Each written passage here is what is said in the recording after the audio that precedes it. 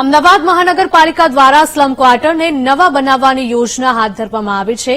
જૂના અને જર્જરિત થઈ ચૂકેલા સ્લમ ક્વાર્ટરના રીડેવલપમેન્ટ કરવામાં આવશે. શહેરમાં ગરીબોને પાકા મકાન મળી રહે તે હેતુથી એએમસી દ્વારા નવા મકાન બનાવવામાં આવશે. શહેરના અનેક વિસ્તારોમાં વર્ષો જૂના સ્લમ ક્વાર્ટર હતા, જેમાં હવે પોપડા પડવા, ગટરની લાઇન વારંવાર તૂટી જવી, પીવાનું પાણી સમયસર ન આવવું અથવા તો ચોમાસામાં પાણી ભરાઈ જવાની ફરિયાદો એએમસીને છાશવારે મળતી હતી.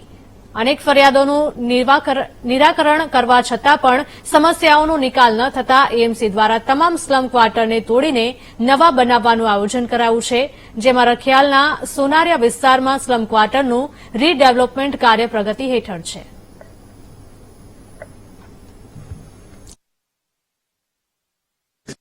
અમારા જ વિસ્તારમાં સોનરિયા કરીને જે વિસ્તાર હતો, ખૂબ મોટો વિસ્તાર હતો, ત્યાં ખૂબ કમ્પ્લેનો ગટરની અને પાણીની અને ખૂબ ગંદકી રહેતી હતી. એ વિસ્તારને ડેવલપ કરવાથી ત્યાં તમે જુઓ તો ખૂબ સારી વ્યવસ્થા બની છે અને લોકોની સુખાકારી માટે કોઈ સારી જગ્યા રહેતા હોય એમના જે મકાનો છે, એમના મકાનો કરતાં મોટા મકાનો અને ખૂબ સારી સુવિધા અને ગટર લાઇટ પાણીના જે પ્રોબ્લેમો હતા સામાન્ય, એમાં કોર્પોરેશનને બી ખૂબ લાભ છે, કોર્પોરેટરોને બી કમ્પ્લેનો ઓછી થાય છે. એટલે આવા ડેવલપમેન્ટના કામો જે કોર્પોરેશન કરી રહી છે એ ખૂબ દૂરંદેશી સાથે એક જે વર્ષો જૂના મકાનો હતા, ક્યારેક કોઈ ધાબુ પડી જતું હતું અને કોકની જાનહાનિ થાય અને કોકને પ્રોબ્લેમ થાય એવી પરિસ્થિતિનું નિર્માણ હતું અને લોકો ખૂબ ત્રાહિમામ થઈ ગયા હતા.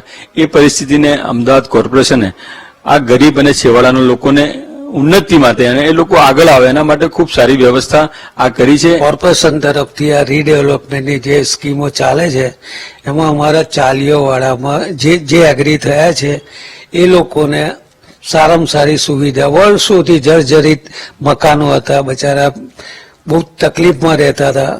કોર્પોરેશન દ્વારા જે રીડેવલપમેન્ટની સ્કીમો ચાલે છે એમાં ગટર પાણીની બહુ જ પહેલા ફરિયાદો હતી, જર્જરિત મકાનો હતા, રાતે સૂતા હોય તો ઉપરથી ધાબાનું ગાબડું પડે, લોકો ઘાયલ થતા હતા. આવી બધી પરિસ્થિતિઓ હતી.